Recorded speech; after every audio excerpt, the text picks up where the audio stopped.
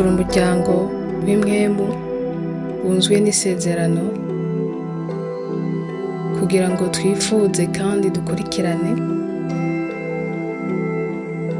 kunengeserezwa n'Imana mu butatu kubw'impinduka irama kubw'icubahiro c'Imana arico umunezero wacu muri Kristo Yesu.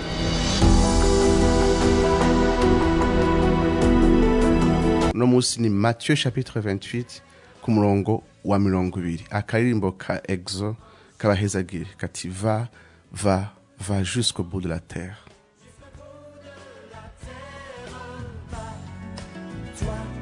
Par la force du Seigneur et par la foi, crois que son règne est avec nous ici-bas. L'ennemi n'a plus qu'à prier le genou. Là où Jésus-Christ nous envoie jusqu'au bout, en son nom, nous irons revêtus de lumière jusqu'au bout, en chantant, nous irons jusqu'au bout de la terre. Biradushikira umuntu akumva ari wenyene, akumva arihevye, arahebwe n'inshuti, arahebwe n'abagenzi, akumva ikintu cyonyine asigaye akontako nuko Imana ihari mu buzima bwiwe kandi iri mu byo ariko aracamo. Ni mirongo myinshi yo muri Bibiliya ituhaswira de l'omniprésence de Dieu. Ni mirongo myinshi idusubizamo intege yuko Imana ari hiri, tudakwiye gutinya, tudakwiye kugira ubwoba, ari hiri aho turi mu byo turiko turacamo. Ni byiza gose cyane. Ikibi ni gihe dutanguye gukoresha uyu murongo wo muri Matthieu 28:20 tuko turavugana situation personnelle turimwo itubabaje, akagorane kadushikiye, kumbure twayobewe mu ishure canke badukuye mu kazi, canke habaye ingorane yayo yose mu buzima, canke twagiye kwiga mu mahanga hanyuma turi kure y'umuryango n'ibindi nk'ivyo. Umuntu akumva arakeneye kwisubizamo intege, agaca yibutswa ijambo rivuga ati ehe ndi kumwe namwe, voici je suis avec vous tous les jours jusqu'à la fin du monde. Ingorane hari ni ko gusa uyu murongo wandikiwe muri contexte ya grande commission. Contexte y'uyu murongo uhera ku murongo wa 16 aho Kristo ariko ararungika intumwa ziwe.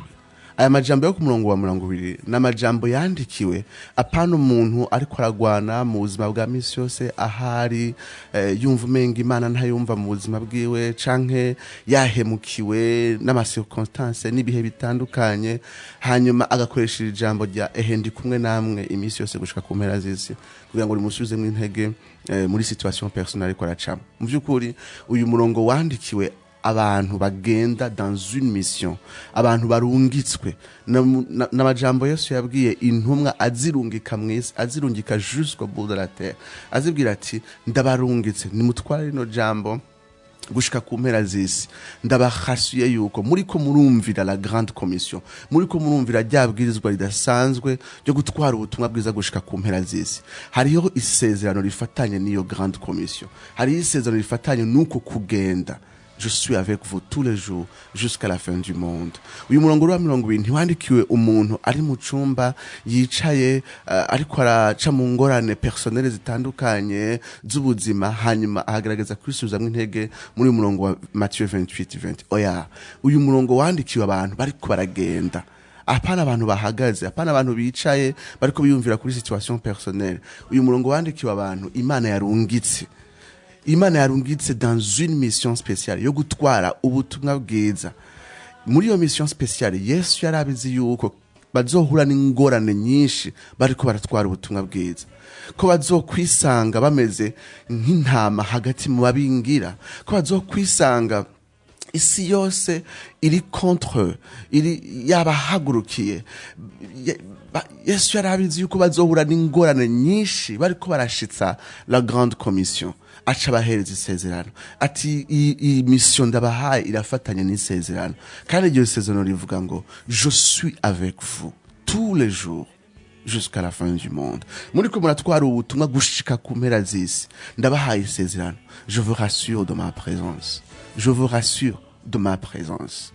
abatari bake baramaze kugira l'experience ya accomplissement y'iyi promesse aho bariko baratwara ubutumwa bwiza ibiyo bariko baratwara ubutumwa bwiza umubabaro wavyo n'ubukomezi bwavyo ataho bisa bingana n'igihe Imana iko irakomplisa isezerano aho yuzuza ubuzima bwabo de la présence de Dieu, de la présence de Christ, aho wumva kusumba ibindi bihe vyose uhoraho abegereye hagati na hagati mu mbombane, hagati na hagati mu ngorane satani aduteza turiko turatwara ubutumwa bwiza. Nimba hari abantu babonye l'accomplissement y'iyi promesse, si abantu bahamagaye Imana juste bari dans une situation personnelle y'ingorane z'ubuzima zabashikiye. Abantu ba mbere bazi l'accomplissement y'iyi promesse, ce sont des missionnaires. Umwanditsi John Piper asanzwe yigisha ku bijanye n'umunezero wo kuba mu Mana n'Imana kuba umunezero wacu kandi uwo munezero ugahinduka intumbero y'ubuzima, ibyo bita l'hédonisme chrétien. Niwe yandika mu gitabo ciwe ca Desiring God ariko avuga ati umumissionnaire akaruru kiwe k'intambara ni mission, niko karuru k'intambara. Avuga ati rero igihe jewe nariko ndiga ku bijanye n'umunezero n'Imana kuba umunezero wacu ati abantu ba mbere nasanze banezerewe n'abamissionnaire. Avuga ati in all my readings the greatest source of affirmation for my emerging Christian hedonism has been from missionary literature, especially biographies. Avuga ati nimba ari abantu nagiye kumenya ko ari abantu ba mbere ubuzima bwabo burefleta buserura ingene Imana ishobora gucika umunezero w'umuntu, niba abandi twita ngo barihevye, niba abandi twita ngo barahevye ubuzima bwabo bagenda ahantu hambere hateye ubwo, ahantu hambere hagoye gutanga ubugingo bwabo. Igihe bariko baraca muri ivyo bihe Imana yakomplishije promesse ya voici je suis avec vous tous les jours jusqu'à la fin du monde.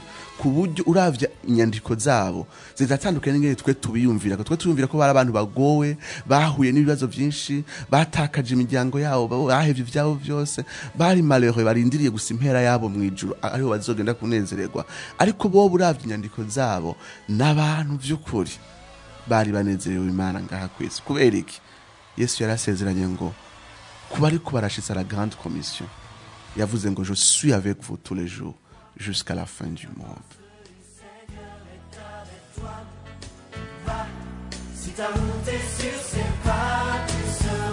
Akaririmbo kanezere Montfort umurundi umumissionnaire ari hariya mu gihugu ca Tunisie yahevye ivyo vyose hano mu Burundi mu ntango z'uyu mwaka kugira ngo atware ubutumwa bwiza mu gihugu c'Abarabu. Ahari hose kano karimbo kamunezero.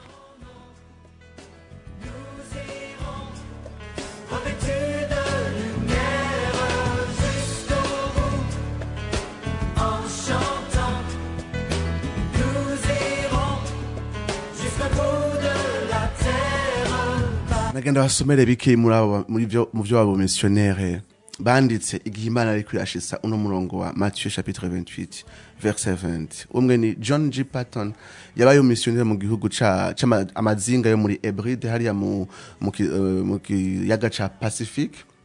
Niyo igihe ariko aravuga ubutumwa ntivyari vyoroshe, abantu baho barajya abantu barabakanibale.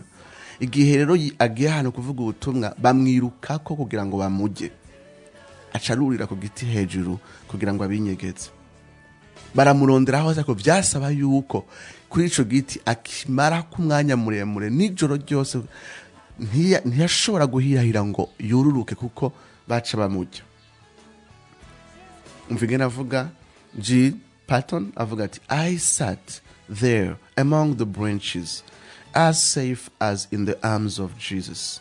Never in all my sorrows did my Lord draw nearer to me. Arabandanya avuga ati alone and yet not alone, if it be to glorify my God.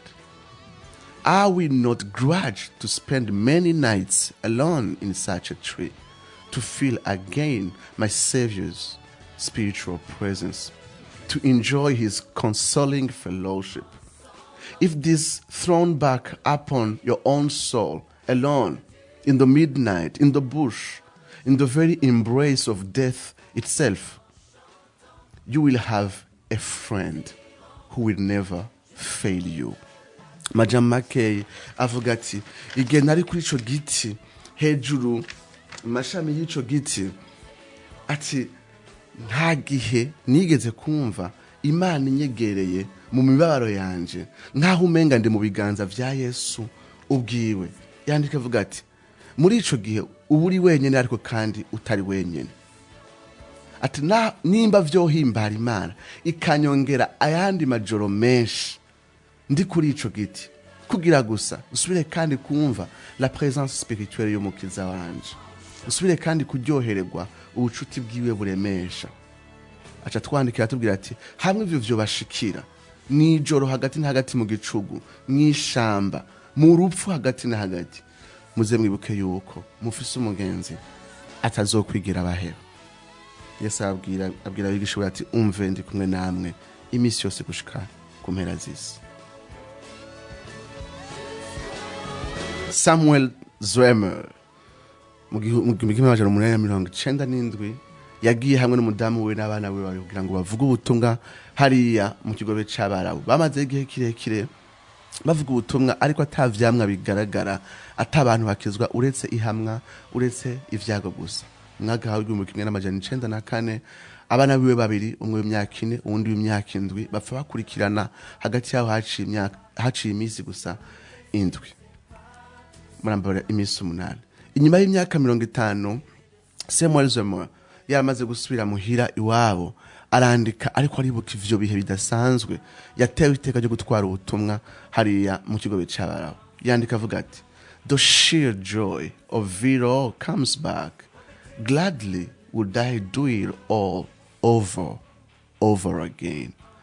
Ariko aribuka ivyamushikiye, ntiyababajwe nuko yatakaje umudamu wiwe yapfiriye hariya nyene, abana biwe babiri. Avuga ati ndiko ndavyiyumvira umunezero nagize kiriya gihe numva uri kuragaruka wose, hamwe Imana yonyongera akaryo no subiramo kandi ibihe naciye mwasubira kandi nkabibamwo kujya nyene. Samuel Zwemer.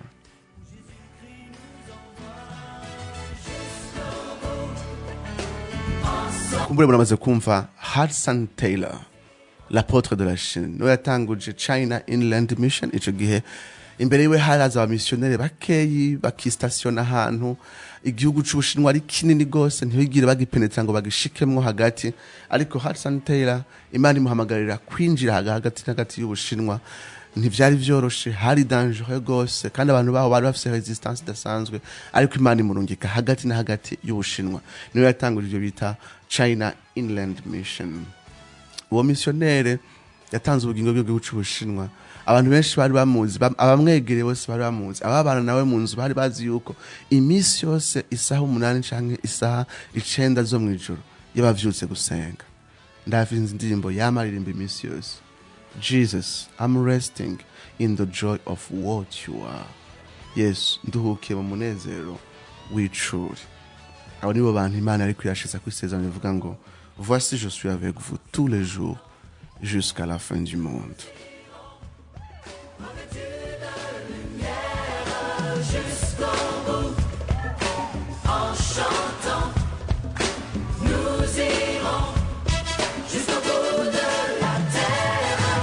Indwi yose ni Imana ikorera guhamagara gutwara ubutumwa bwiza ahantu hagoye.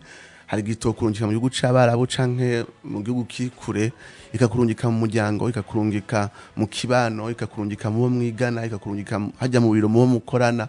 Hari ibibazo bifatanye no gutwara ubutumwa bwiza biriko biragushikira. Wibuke ino sezerano ngo je suis tous les jours avec vous jusqu'à la fin du monde.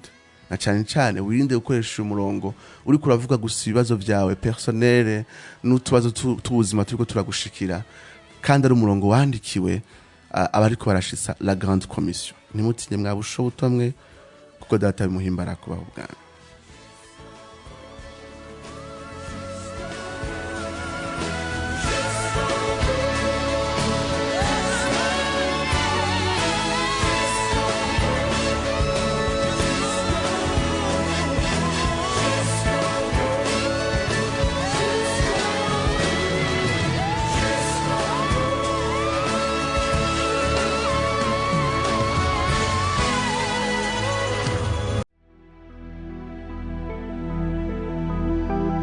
turi umuryango w'imwemu wunzwe n'isezerano kugira ngo twifuze kandi dukurikirane